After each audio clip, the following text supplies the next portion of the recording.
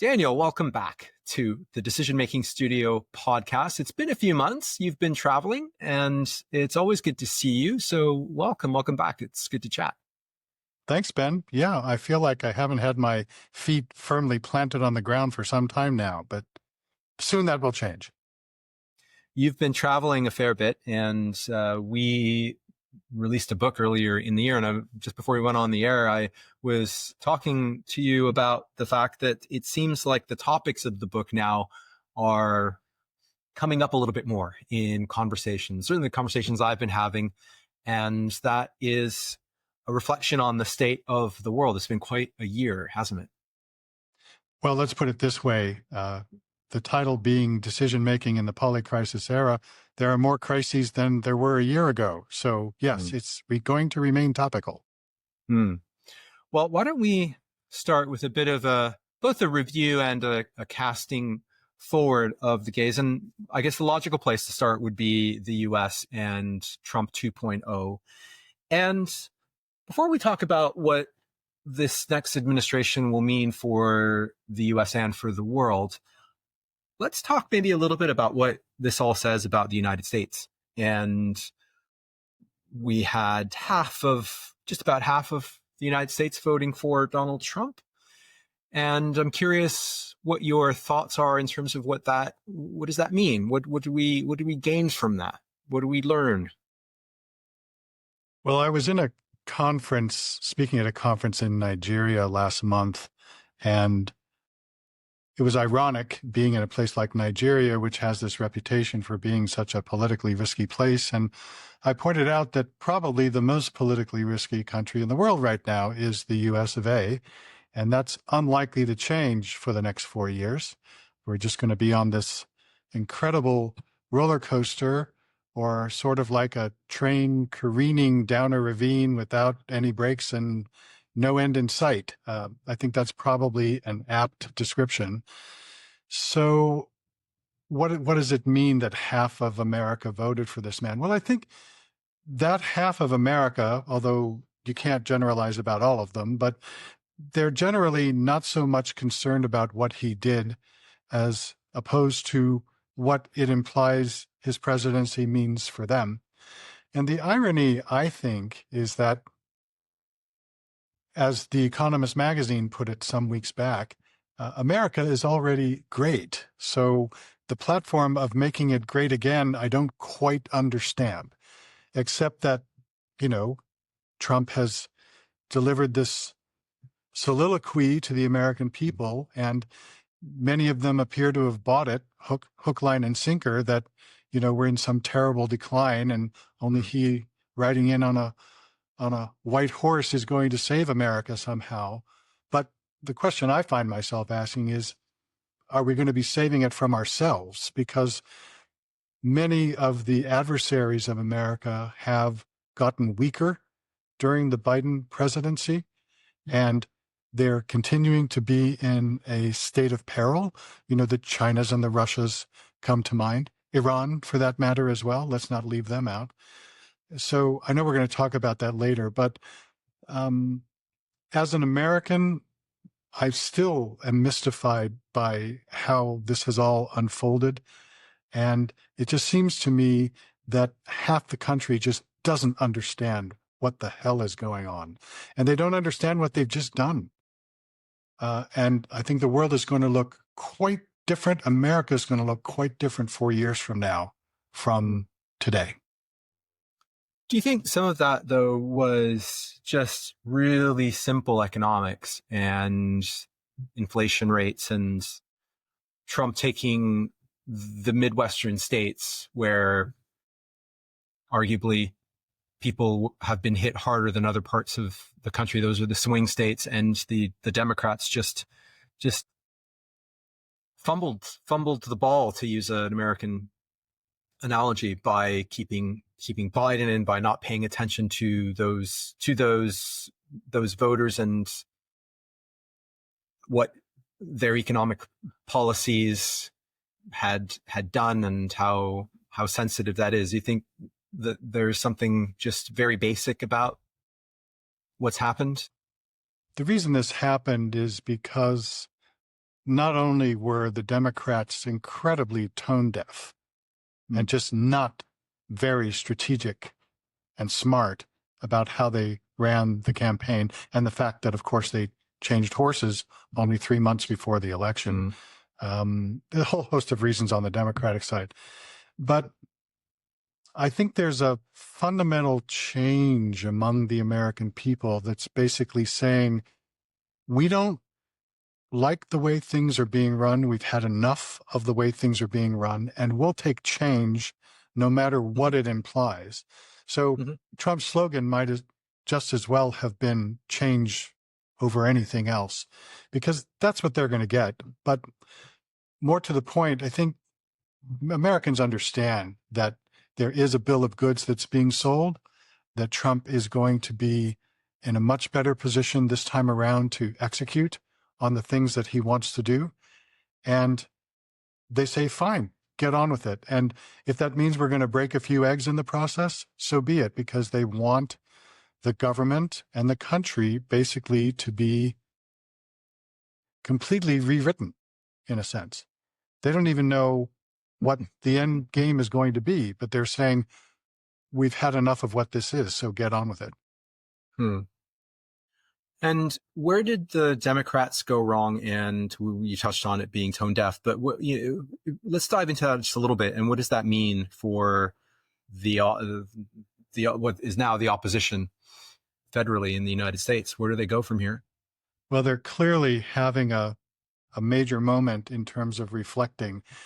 In my mind, they need to get rid of all the octogenarians in the Democratic Party. The same could be said of the Republicans.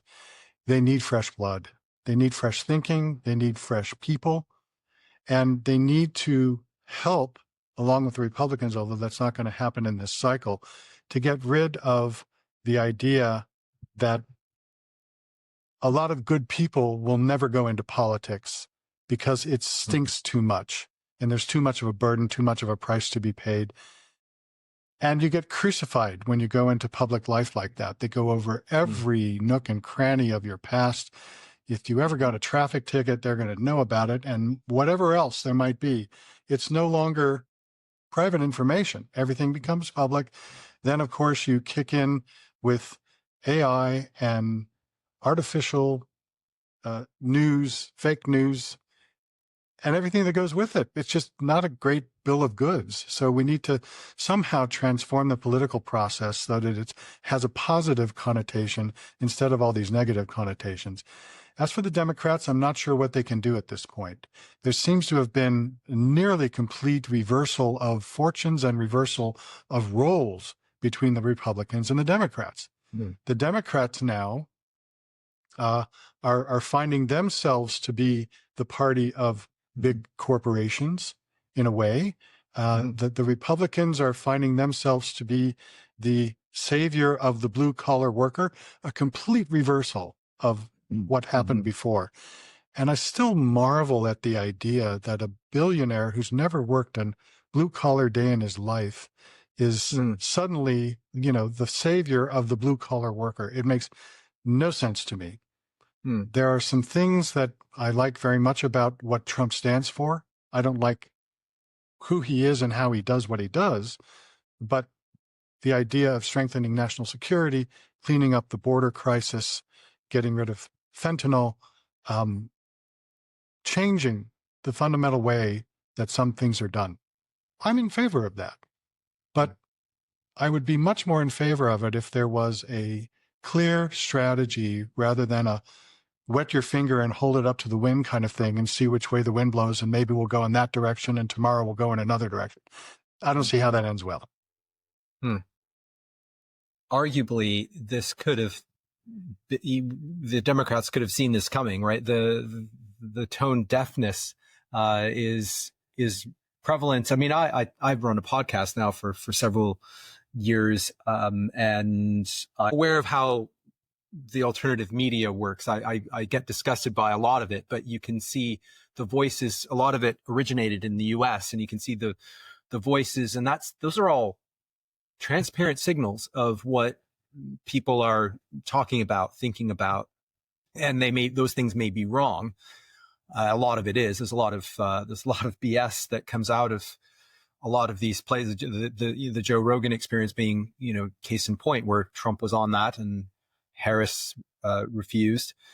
Interestingly, Bernie Sanders spoke to Joe Rogan, I think 4 years ago, if I'm not mistaken. But that's where, right or wrong, that's where you get your finger on the pulse of what Americans are thinking and talking about. It's not, there's no secrets to that. And somehow it didn't seem to figure in the Democrats' calculation. It's interesting. It's bizarre. There's something else that's going on too, though, Ben, right? Mm. And that is, in the UK and Canada now and lots of other countries, the idea that the incumbent is going to stay in power is just no longer the case. And yes. although I think history is going to be kind to Biden and his administration in retrospect, I don't know that much of what he would done would necessarily have resulted in a different outcome because of this trend that's going on, this sort of throw the bums out kind of thing, right? Sure. Other than perhaps refuse to run for a second term. And he should have done that from the day he got into office. He should have said, I'm going to be a one-term president. Right. Then we might have had a different outcome. Who knows? Yeah, who knows? All right. Well, let's talk a little bit about American foreign policy and what Trump 2.0 means for the rest of the world, and particularly let's start with America's allies, because one of the things that Trump has gone off and said is that he would be throwing tariffs on goods coming from Canada, and that's already Mexico, tight to, right? And Mexico, correct, and not likely to seek Europe's counsel in any way, shape, or form around the Russia-Ukraine conflict and lots of other things. So we're in for it seems like a bit of a rocky ride. And Trump was never one for multilateralism also. So global institutions are going to be faced with lots of stress as well. So that's a lot, but let's start with Trump and the allies, the traditional allies of the United States. What does this all mean for that? Well, it doesn't mean very much good, I'm afraid. If I was one of America's allies, I would be wondering right now, are any of the agreements that I have with America worth the paper they are printed on? Because if he is willing to, in theory at least, withdraw America from NATO, is there anything he would not be willing to do in terms of upsetting the apple cart, right? Including, say, the defense agreement with the Philippines or our prior arrangement with Taiwan or any number of other things. It seems that literally everything is up for grabs. That has to be extremely unnerving for America's allies, because apart from having to depend on themselves, which you could argue Europe could more easily do than other countries or other groups of countries, although that remains to be seen, maybe a subject of a separate discussion. Who is going to take America's place? There is now, with this coming isolationism on the part of America, there is no world's policeman. It's not going to be China. It's not going to be Russia, nor would the vast majority of countries in the world want either of those countries to try to be the world's policeman. So what does that imply going forward? It implies that there are going to be more conflicts which are not going to have a resolution. There are going to be new conflicts which will arise, knowing that America is not coming riding to the rescue. There will be new leaderships, existing leaderships that will fall as a result of the chaos and anomie which is prevailing in the world.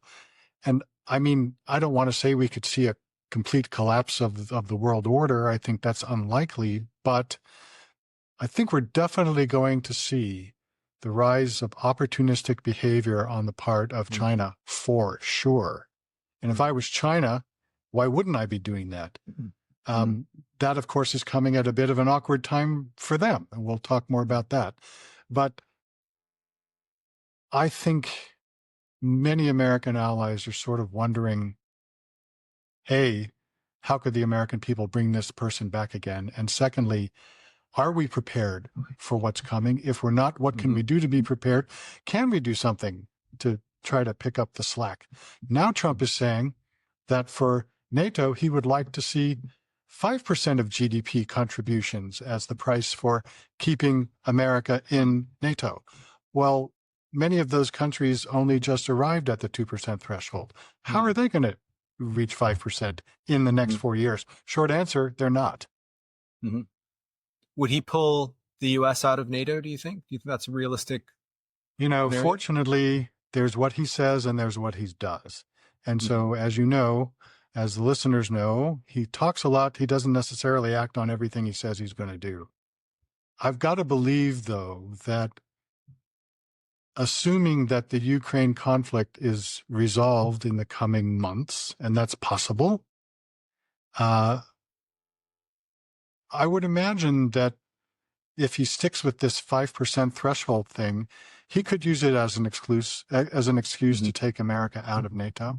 It seems unimaginable, but there's a contingent in, the American community that's saying, well, this is for Europe. Why are we in it?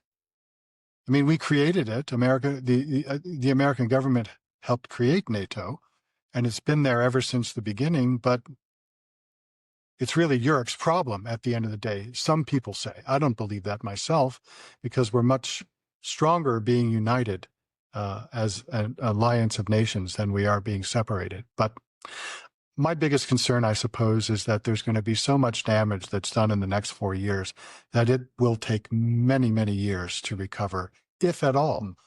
Because imagine, twice now, the American people have put this man in power, knowing what he's intending to do.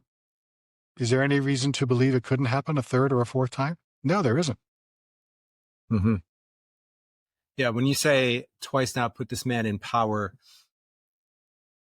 I always, as a non-U.S. citizen, I always thought and joked, but that the rest of the world should get a vote in American elections, or should have some say, because it affects us all, right? And meanwhile, it's just that you're fretting over, what some swing county in Pennsylvania might be thinking about, and they're thinking about something completely different, right? So they're worried about, they're worried about inflation and all the rest. And I guess in some respects you can understand that, but just it's not. You take the electoral college map, and I find it fascinating. It just comes down to a few counties in a few states, and that just matters so very much. And then you magnify that to the rest of the world. It's not just what happens in the U.S. What happens in those counties affects what happens in everywhere else in the world. It's fascinating. Well, we need scary. to scrap the electoral system. That's never going to happen, but we need to. That's one of the vestiges of America from 200 plus years ago that needs to be scrapped. The idea of voting in the first Tuesday in November needs to be scrapped. That was a function of an agrarian society that no longer exists. There's a whole host of things that need to change. But if you're going to be relying on Congress to change them, it's just not going to happen. What needs to happen is that there needs to be a rise of one or more independent parties that actually have some real impact on the electoral process, and their mandate needs to be to change things like that. Who's going to lead it? Will it happen? When would it happen? God only knows. And we touched on multilateralism, but when you think about things like the Paris Agreement and the COP process, and there are other COPs, aren't there? They're on biodiversity and other global issues. You just wonder, we're in a tough spot already as it is with regard to the climate. And what happens now? What will this do? You talk about the impact being generational of this. So what does that look like? What happens? I wish I knew the answer. I think this is one of those periods in history which historians are going to, on one hand, marvel at, the dramatic pace of change. And on the other hand, they're going to think, well, what the hell were these people thinking? And Mm-hmm. I don't see how this has a net positive effect overall, because you could argue on one hand, the system is broken. On the other hand, the system isn't broken and America is great. And why are we fixing a system that isn't broken? Does it need to be made more efficient? Sure. Is it bloated? Does it need to be streamlined? Absolutely. Are we going to be relying on politicians who are octogenarians in either party to do that? No. So change has to happen. Sometimes it has to be forced. This may turn out better than anyone anticipates, but I think when you're trying to embrace this much change this quickly and in such a short period of time, I'm not sure how it ends well. Mm. Yeah. And if it ends up better than anticipated, that would be unintended, right? Well, can we just maybe zero in on that for a second, Ben? Yeah. Think about what happens to the COP process and the idea of environmentalism and climate change over the next 4 years. Well, we know what happened the first time when, Trump got out of the Paris Agreement and America got out of the COP process, et cetera. The process still went on, but Sure. you could argue that the process is a lot less healthy now than it was 4 or 8 years ago. And if you look at what just happened in Baku and the kind of lackluster performance and failure to achieve some of the primary goals, and then a lot of people were sort of wondering, well, how many petrostates can we possibly hold a COP in? And thankfully next year, it's another petrostate is Brazil.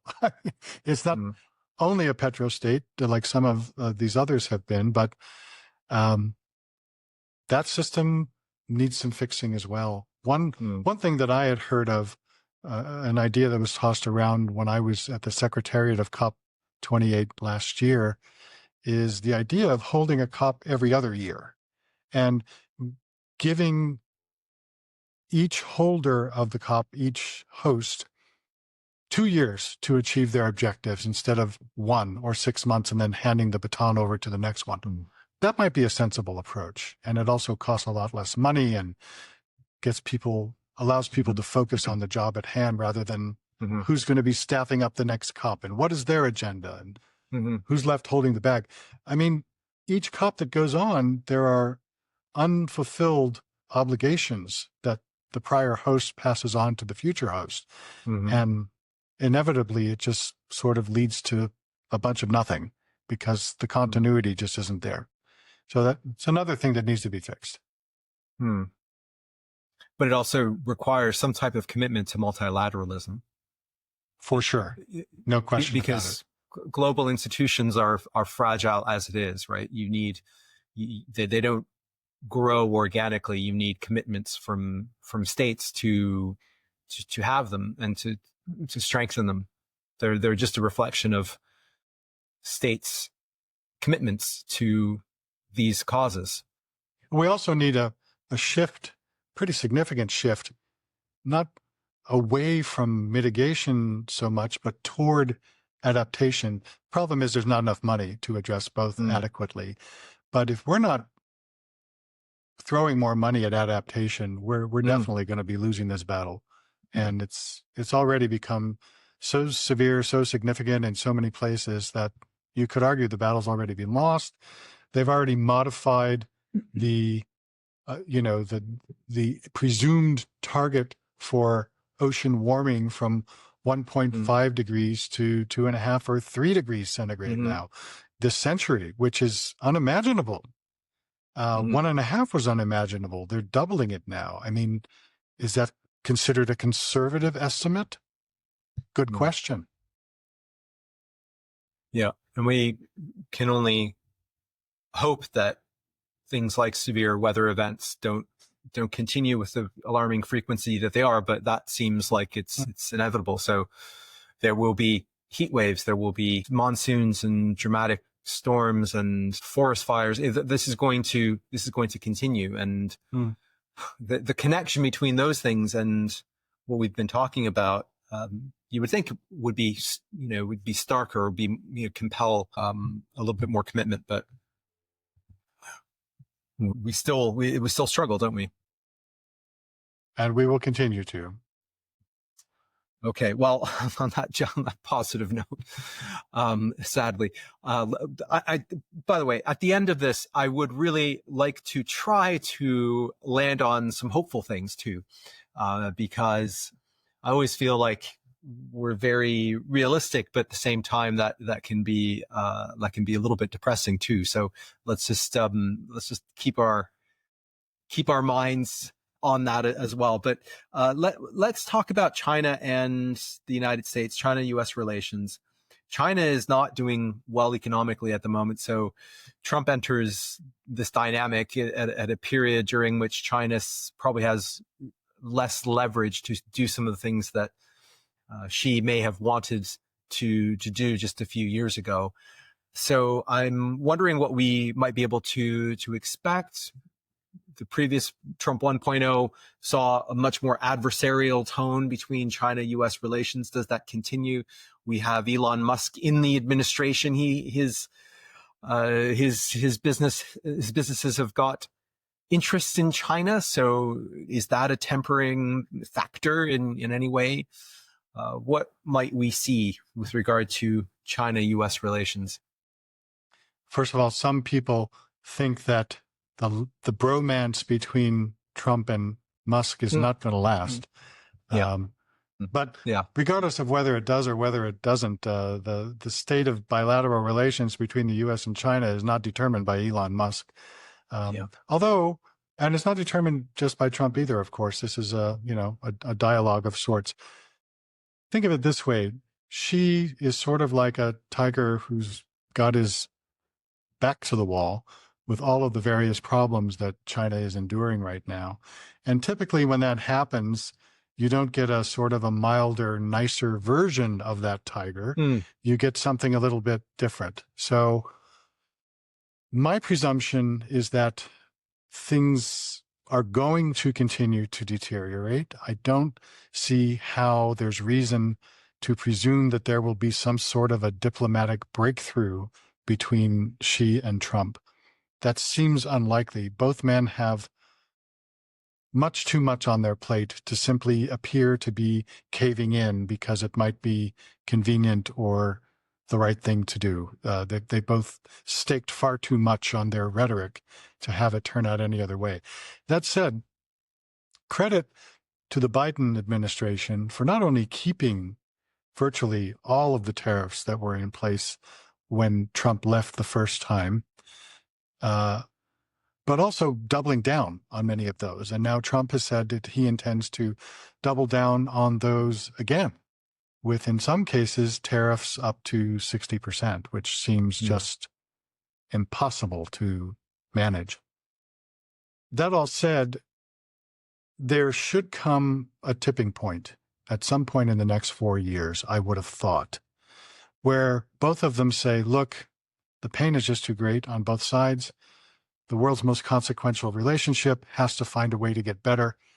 And presumably in that 4-year period, economically, things will improve in China, although there are plenty of people who think it's just, straight down from here because of the weight and voluminous nature of all of their various challenges.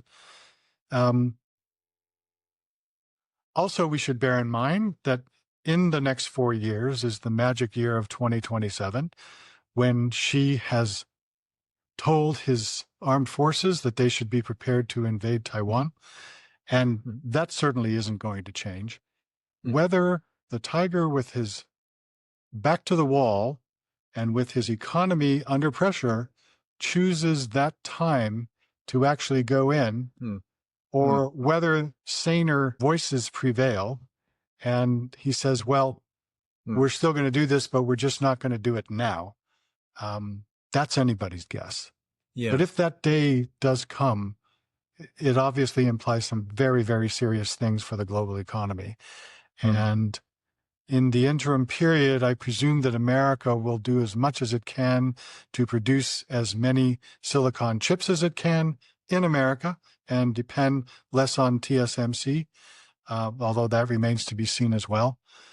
There's also plenty of people who think that a, quote, invasion of Taiwan is much more likely to take the shape of things like an economic blockade or economic Right. sanctions, rather than, simply firing on all cylinders and invading from all sides all at once. That seems unlikely. But do we really know? We don't know, because China's military might continues to grow at an astonishing pace. And the advantage that they have in hypersonic weaponry and in sheer number of ships in their navy, which is the world's largest, these types of things does lead one to wonder, would they really go down this road? We won't know until 2027, of course, but that's not very far away. No, and we've talked about this before. A blockade of some type seems like a more logical action, but none of that is, that's not good news, right? for the world. And I think you make a good point about 2027 approaching. She has made that declaration about capability. And so will we see some type of muscle flexing at that point to demonstrate? Maybe it's, a point of getting through this economic hardship and coming out the other end to demonstrate that China's back on the world stage at full force or close to it. Of course, there would be no better way to put them back on the economic back foot than by invading Taiwan, because then what's going to happen, right? Presumably, the majority of the world's developed nations are going to put economic sanctions on China, which is only going to put more pressure on its economy. And then they'll be perhaps back where they started or even worse. Surely they're taking that into consideration as well. It could also be one of those intractable conflicts that ultimately doesn't have an end in our lifetimes. That's conceivable as well. Although you wouldn't imagine that she would go so publicly, on this date, on the declaration of this date and the deadline, and then not follow through. That doesn't seem like him, or that doesn't seem like the way the CCP does business. So, or not follow through in some form. Yeah. My understanding is that a full-scale invasion, first of all, would be you'd have to see it coming because it's just the sheer scale of it. And secondly, it would be a massive exercise given the island's rocky, mountainous terrain and all the rest. But it would be, it wouldn't be a surprise. It would be quite the buildup. I would have thought, at least as far as I understand how something like that might work. We should perhaps think also about the impact of this tariff war on both economies. They're both going to suffer in different ways. I think the American consumer is finally going to understand at some point next year that all of these tariffs are actually not good for them, and that they're the ones who actually pay the price, because I still think most Americans don't really understand that. And maybe they'll say it's just a temporary thing and it won't matter to them. I'm not sure. China, of course, is also already suffering in a big way from the post-pandemic decline of its manufacturing machine, its global manufacturing machine, with so many companies from around the world having learned from that experience that they can't afford to be in China and having set up manufacturing operations elsewhere, or the price being paid for those who stay to be getting higher and higher in terms of restrictions put on them by the Chinese government, et cetera. So that path that they're already on is going to continue no matter what happens with the tariff war. But I think Trump probably sees the idea of imposing these even more severe tariffs as a way to perhaps tip the balance domestically for China's economy, and the idea perhaps hopefully being that there would be some indigenous force that would rise up and try to challenge the CCP. I personally don't see that happening. The CCP is omnipotent. They crush any form of opposition the minute it appears, and they are ruthless. So I'm not sure how that would happen, but there are some hawks and warmongers in the Trump administration that would probably be pushing that line within the administration. Who knows? Yeah. Yeah, there are multiple scenarios. And of course, you have the South China Sea would be another flashpoint where some of this might play out. And as you're talking, I see another dark scenario of consumers in the U.S. getting all sort of riled up. And then, of course, like what a dictator might do is you then shift the blame to a foreign entity and ratchet up tensions and play this dangerous game. But one of the oldest playbooks in existence, right? Absolutely. Yeah. But then, put this kind of scenario in place with everything else that's going on in the world, Ben. It's like, this is really almost unprecedented in world history, just how much turmoil of significance is going on at the same time. And we've got the existing flashpoints. We'll have future flashpoints. We have the potential re-rise of the IS in Syria. I mean, imagine what may happen if the IS prisoners, thousands of them in Syrian jails, are released advertently or inadvertently. And then Syria becomes IS on, Lebanon and Israel's border. And imagine what kind of chaos would ensue there. We would be perhaps longing for the day when Iran was running the show, right?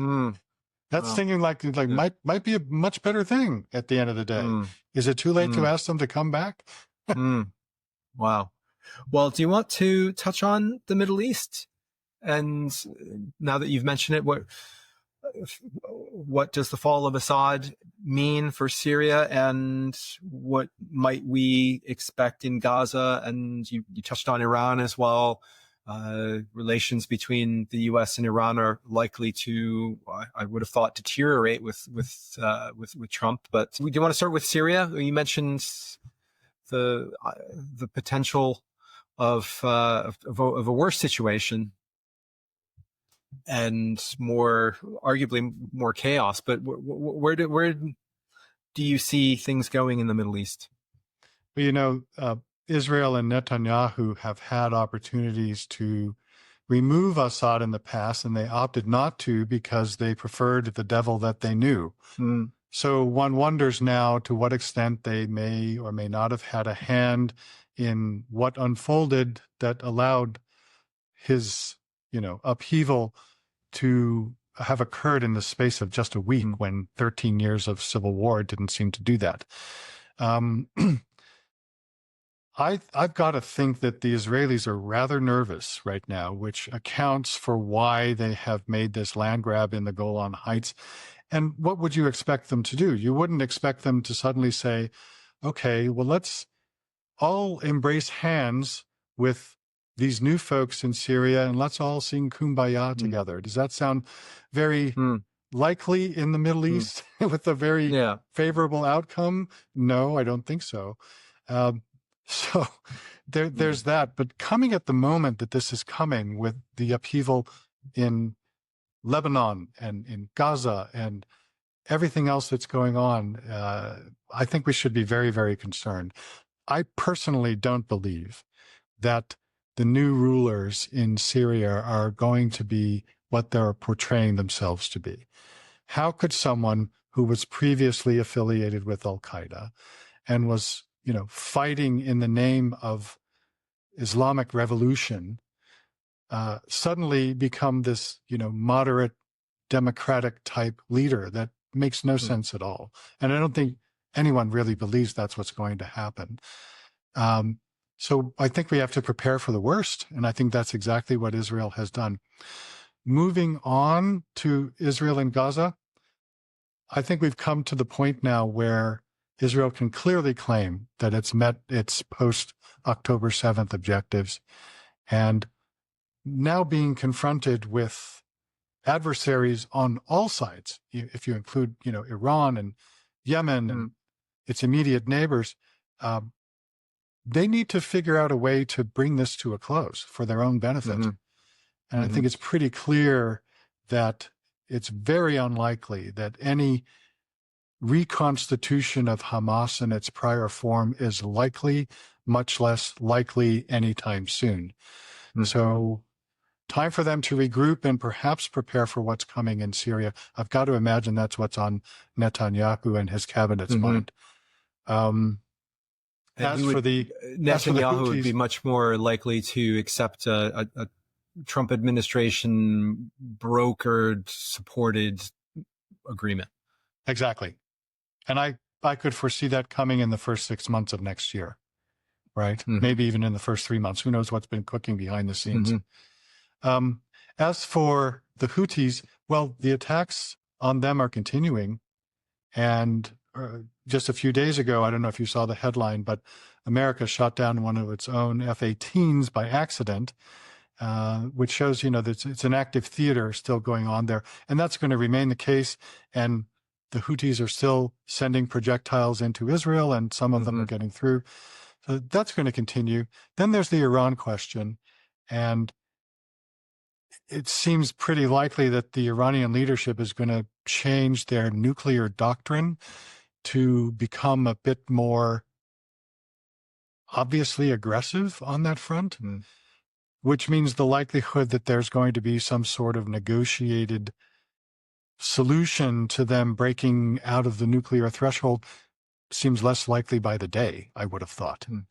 And then that implies that perhaps it's even likelier that there will be an Israeli-led attack on Iranian nuclear and other critical infrastructure. I could foresee that.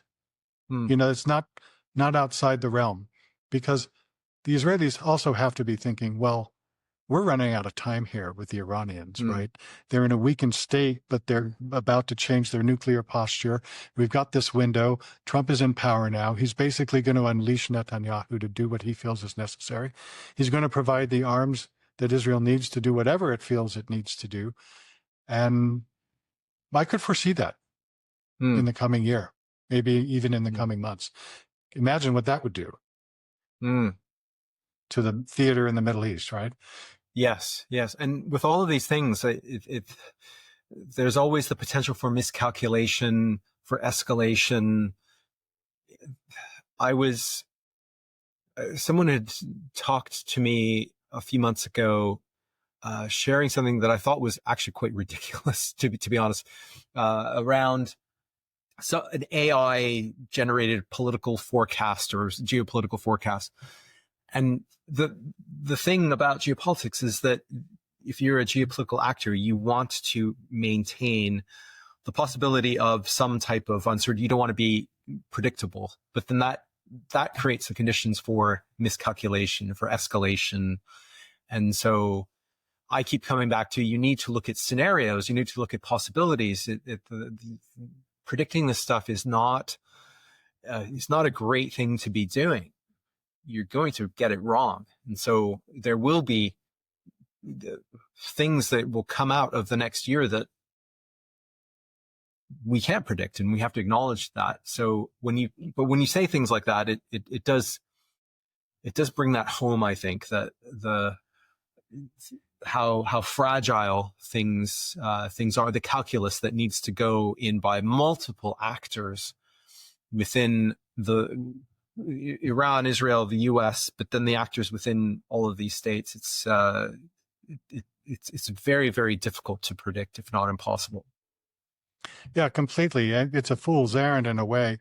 But there's an argument also to be made that it's likely that Trump will want to go for maximum chaos at the outset. And then he will presumably want to pick and choose which of those he responds to. And although, so where does that come from? Where does that argument come from? The maximum chaos argument. I think the idea is that, you wanted wholesale change. You wanted to upset the apple cart. Well, here's 100 different ways to do it. And if you do it in the foreign policy arena, the question is, he can be very selective about which of those he chooses to respond to have America ride in on the white horse, as the saying goes. He has said on one hand that he doesn't want to get America involved in any conflicts. And yet, on the other hand, he's very likely to set America up for being sucked into these conflicts, if not having caused them itself, and then having no choice but to get involved. And although he takes great pride in saying, for example, that in his first term, Iran attacked American troops in Iraq, and he gave a very sort of deliberately lackluster response to ratchet things down. He wants to be seen as the great peacemaker and not a warmonger, etc. But many of the things that he is doing, has done, and will do, I will predict, are likely to have exactly the opposite effect. Then the question becomes, what do you do? When do you respond? And have you actually created so many forms of crises that you actually don't know which one to respond to first, because there may be multiple that you want to respond to? Guess the point is there's just no way to know how this is going to unfold, but he's playing a very dangerous game here. But we have reached a tipping point on so many issues, whether it's Taiwan or Iran or possibly even North Korea with its latest capabilities with long-range missiles. You just have to wonder, at what speed are these various things going to unfold? To what extent will America be even able to control them? And to what extent will other state actors or non-state actors actually become in the driver's seat? We need look no further than what the Houthis did in upsetting, global shipping traffic through the Red Sea this past year, to understand that that is certainly possible. And if they can do it, people who are even less capable than them can do it. We've been extremely lucky in terms of avoiding or thwarting major terrorist attacks. And we should remember that countries like America and the UK are constantly under threat of attack. And the old saying goes that terrorists only have to be right once, and we have to be right 100% of the time. Well, it's been a while since there's been a major successful terrorist attack in the West. I've got to think one is coming. Okay. Well, it keeps getting rosier. I'm sorry. That's this. No. This is the state of the world. Talk about puppy dogs and rainbows. No, I know. Let's talk about Russia, Ukraine. We haven't really talked about it, other than to say that it does look like we are heading for some type of settlement there at some point in the coming year. What that looks like and what comes after that, we can also debate and speculate and talk about. But where do you see that conflict going? I think similarly to this pivot point that we appear to have reached with Gaza, we appear to have reached a pivot point now also in Ukraine. February will be 3 years in. It didn't unfold the way anyone had imagined that it would. Now that Zelensky has said he is willing to cede territory because basically he has no choice, and now that it appears likely that there will be a restriction, if not an outright cessation of American funding for Ukrainian weaponry, I don't see how Ukraine can avoid the idea of wanting to strike a deal sooner rather than later. The same could be said of Russia, of course, right? The very idea that, they have to use North Korean soldiers to fight their battle and North Korean weaponry and Iranian weaponry to fight their battle. What does it say that Assad called Putin before he was about to fall and Russia could do nothing in response? That's all that you need to know. And if the roles were reversed and say, let's pick a city in Canada and say that, we decided we were going to attack Manitoba, and so that's a province, right? Yeah. A province as opposed to a whole country, right? Yeah. Let's just use that as an example. Yeah, but if we were going to do that, and we looked down the road 3 years later, and we hadn't achieved our objectives, and this great, large military power had seized 20% of Manitoban territory, and I mean, would you call that a success? Certainly not. So a success for the Manitobans, perhaps, but certainly not for America. So the idea being, I don't see how anyone can possibly believe, even Putin, that this is this whole episode has been a success for Russia. It has clearly not been. So I would imagine that he would also like to find a way out and admit victory and end it right where it is. Mm-hmm. And what does that mean for the rest of Russia-US relations, but also Russia-Europe relations, particularly with a weakened NATO and weakened multilateralism and a Russia that has proven, although you could argue with Crimea that it was proven 10 years ago to take territory of another sovereign state. I think this is actually more of a good news story than some may realize. Think of it this way. NATO has probably never been stronger as a result of reaching the 2% threshold and as a result of the posture that they have adopted over the last 3 years and having, for instance, gotten rid of their dependence on Russian oil and gas. So if you think about it in those terms and you think about the idea that Russia is comparatively weaker than it's been in a long time as a result of this conflict, I've got to think that as long as the Europeans stick together and keep funding levels at least where they are, if not increasing them, and should the day come when Ukraine becomes part of NATO, Ukraine now being by far the best battle-tested, battle-ready country of any NATO member, should that day come, I've got to think it's not a bad story. And even if Ukraine doesn't join NATO, it's still stronger than it's been in a long, long time. I don't see that as much of a problem. Okay. Well, that's something. So see, puppy dogs and rainbows after all. yeah. There are a few.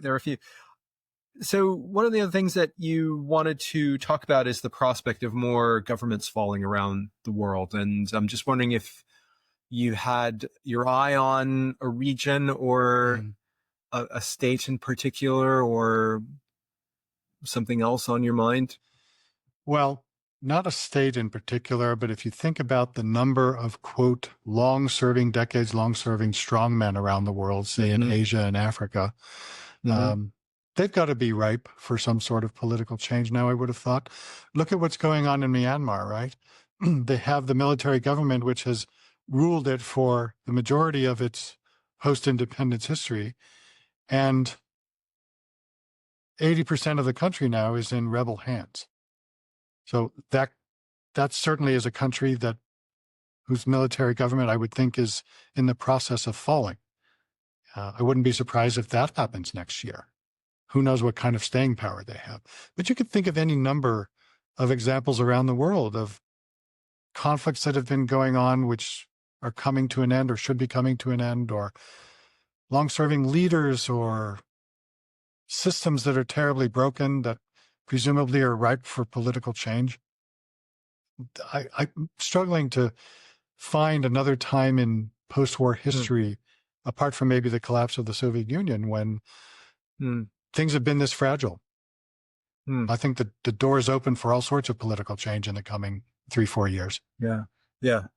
I'm also thinking a little bit about what this means for organizations and individual leaders. And to me, as you are describing this, I go back to some of the recommendations in our book, but also to think about the world in terms of scenarios, of things that could go one way or another, but not just scenarios in a general sense, but what they may mean for one's organization. And that's going to look different depending on who we're talking about, what sector, what global footprint they might have, what the supply chain looks like, and then individual decisions that might be upcoming about whether or not to launch products or expand into markets or not, and try to make it as specific as possible. And that always strikes me as, when I was working in a corporate setting,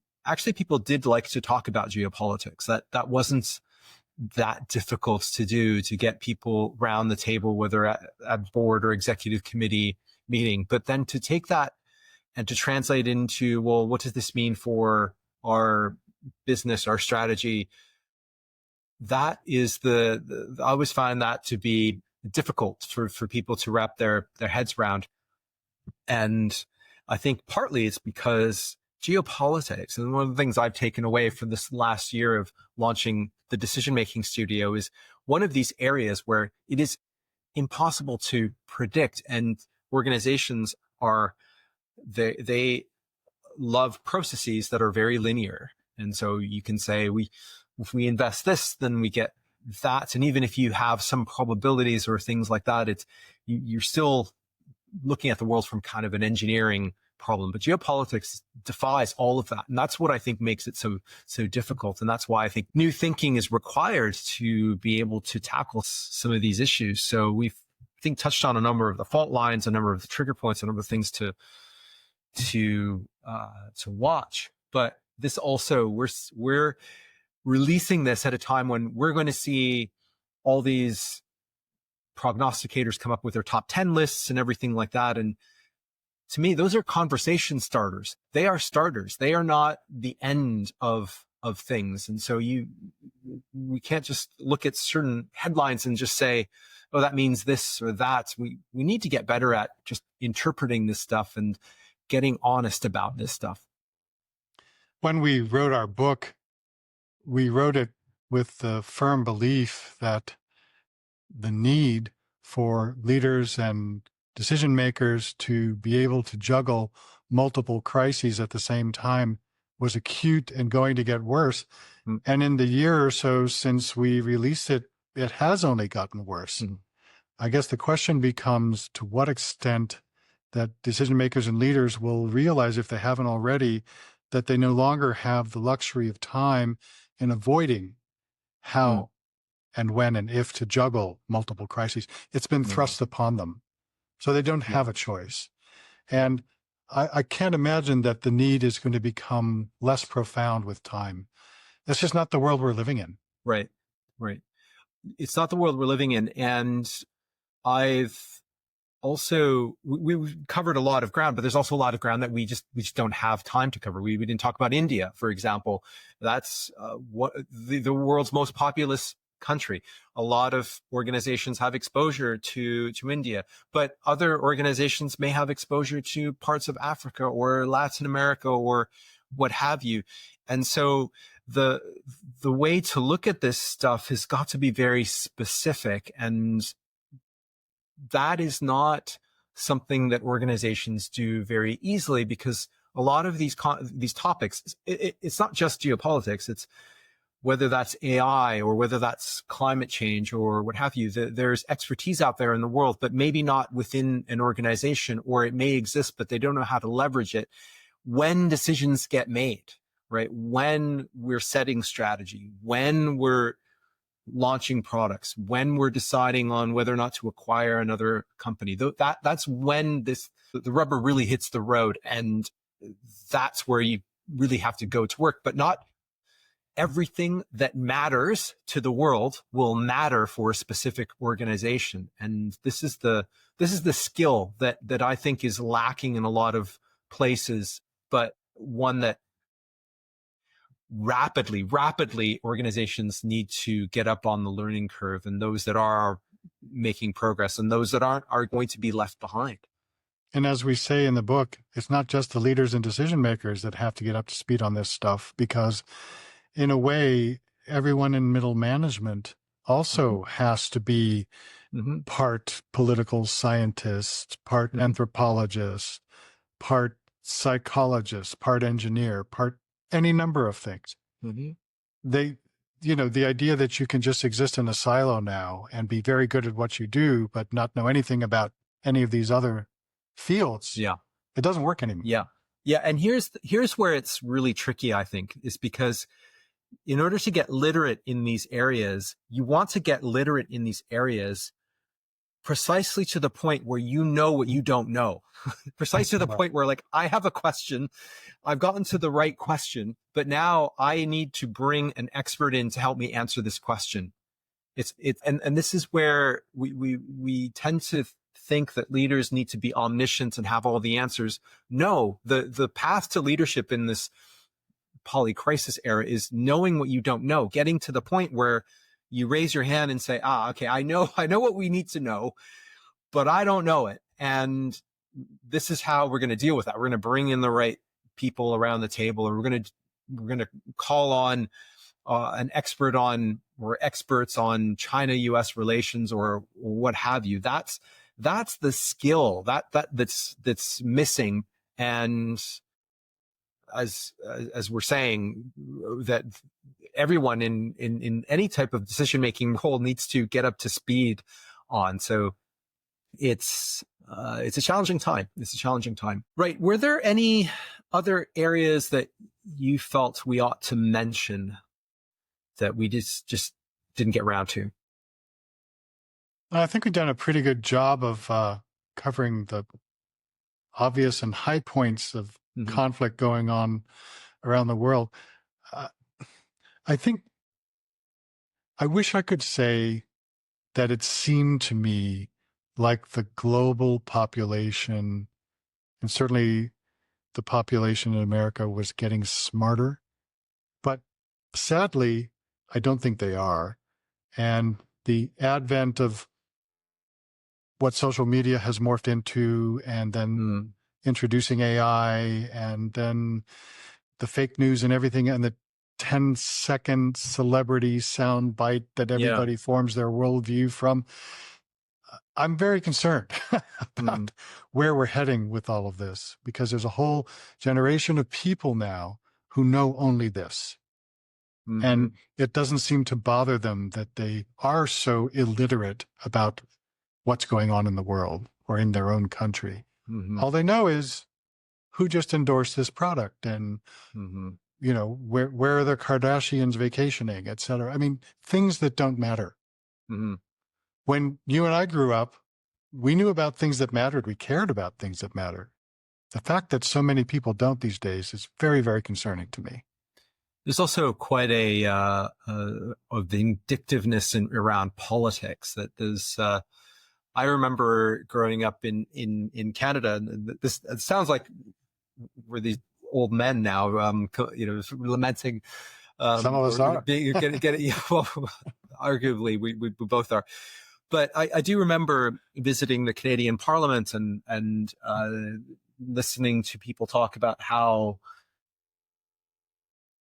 the politicians would be civil to one another, actually be friends, even though they may have different party affiliations, and care about fundamentally the same things. The question was more around how to make that happen, as opposed to a sort of a personal, very vindictive type of politics. And we've gotten very tribal, and we continue to get quite tribal.